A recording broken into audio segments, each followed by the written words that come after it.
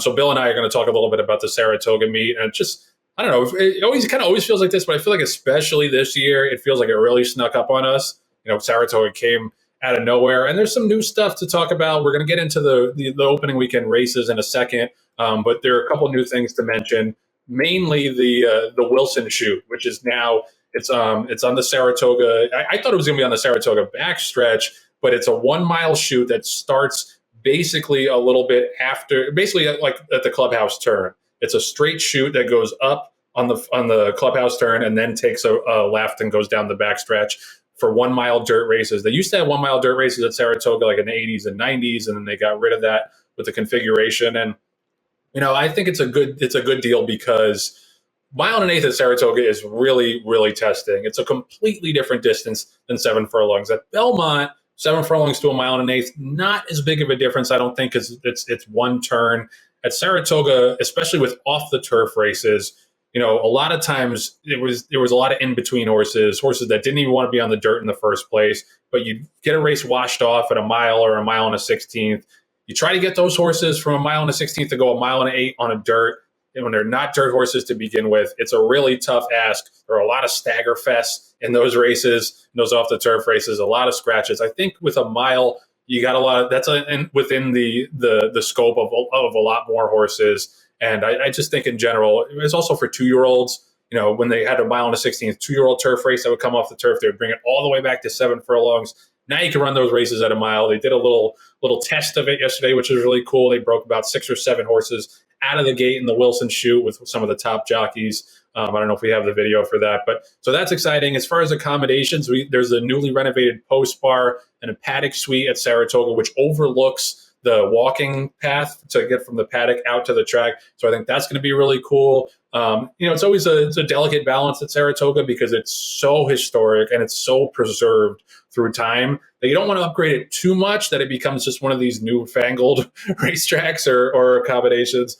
But you don't want to, but you also want to update it over time, and you want to have, new stuff for people to check out to get people excited. And I think especially with the view over the track and over the walking path, I think is going to be a hit at Saratoga.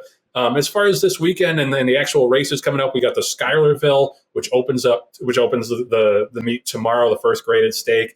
On Thursday, John Green and DJ Stable have Me and My Shadow in that race, so we'll be rooting for them. Mark Cassey has 3 horses. We talked about this. Bill did a great story about Mark Cassey and all his 2-year-olds, so he'll be loaded for bear with the 2-year-olds. We got the Forbidden Apple on Friday, which is a grade 3, and then the big first Saturday of the meet has the grade 1 Diana and the grade 3 Sanford Stakes on Saturday. Bill, I know you got a couple of comments on the Diana. Yeah, well, first of all, I guess this shouldn't come as a surprise, but you look at it and you have to kind of do a double take. 14 horses nominated for the race, 10 of them trained by Chad Brown, and 8 of those 10 owned by Peter Brandt. So, I don't know how many he's going to run, but it's going to be more than 1 or 2, no doubt about it. But among that group, Bleecker Street is the star amongst Chad's stars. She's undefeated, 7 for 7, kind of snuck up on people a little bit. I don't think, anybody thought she would develop into a big star, but she won the New York Stakes last time out over Rougier, another horse that's nominated for this race. And, are we going to get to the point someday where there's a 7-horse turf race stakes in Saratoga and every one of them is trained by Chad Brown? It doesn't seem like we're that far away from that happening. But, Chad Brown coming off the spectacular meet at Belmont would again be the favorite to win the training title at Saratoga. Yeah, the Wilson chute I'm not as high on it as you are, Joe. I just don't really know how necessary it is. And back in 1992, I think, they were running 1 mile dirt races, and they were starting on the turn, so it was a little bit different. But it was a disaster. It got to the point where it was dangerous because the inside horses were running right towards the rail.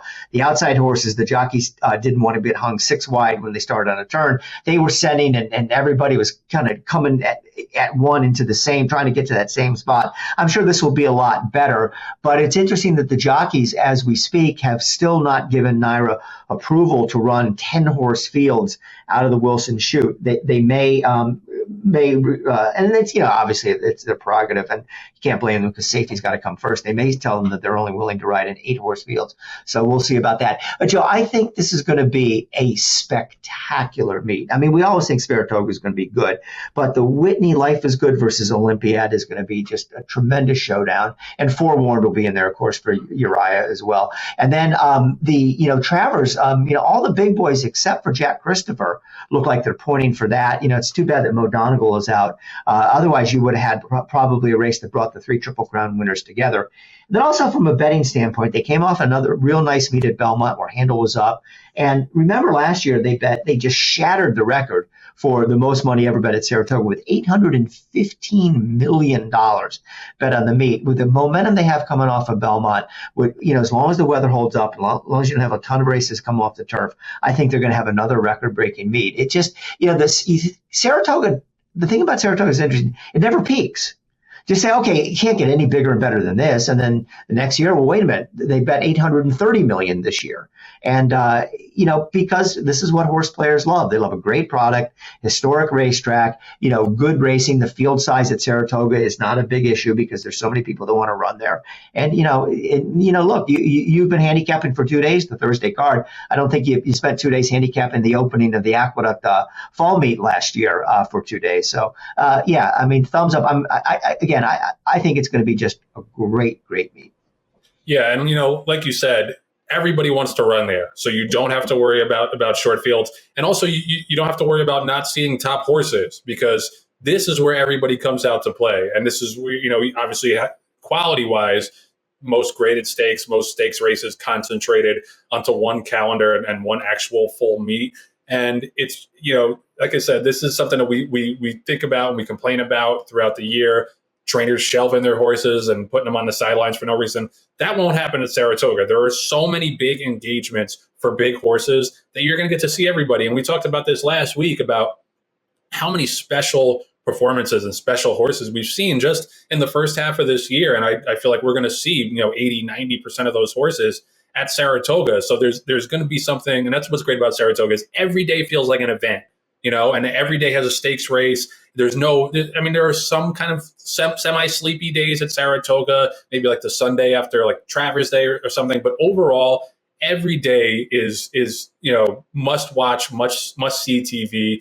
They get 20,000 people through the gates every single day. And if you haven't been to Saratoga, you obviously have to put it on your bucket list. I know I'm not supposed to shout out our competition, but at Thoroughbred Racing Commentary, a guy named Steve Dennis did a really nice story about what makes Saratoga special and really kind of nailed it. And it's a phenomenal place to be in the summer. And it's one of those places that transports you.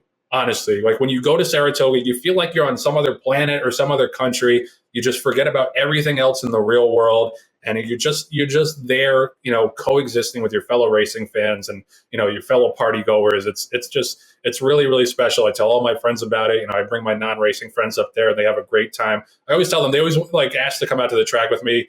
And I'm like, as much as I love Belmont or Aqueduct, come up to Saratoga with me. Then you'll get the full, top of the line racing experience. And, everybody at NYRA does a great job. It's a ton of work to put on the Saratoga meet, but they just knock it out of the park every single year. Like Bill says, the handle keeps going up and up. And yeah, we can't wait. And Bill makes a good point that, I've been looking at this opening day card since Monday. I do have some strong opinions, either fortunately or unfortunately, for tomorrow. So I'm going to be unloading a bit and we can't wait. I'll be up there in mid-August for a couple of days. I'll give people a shout if they want to come say hello.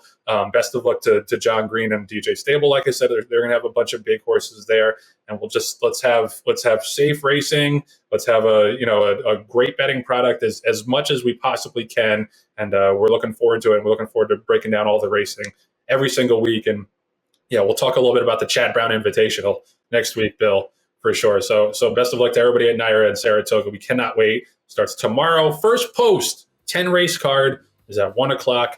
And we just, the $20,000 claimer now is like the traditional starting point. And then right after that, we got the 2-year-olds, we got the babies jumping off early and 2 stakes races. So it's going to be tremendous.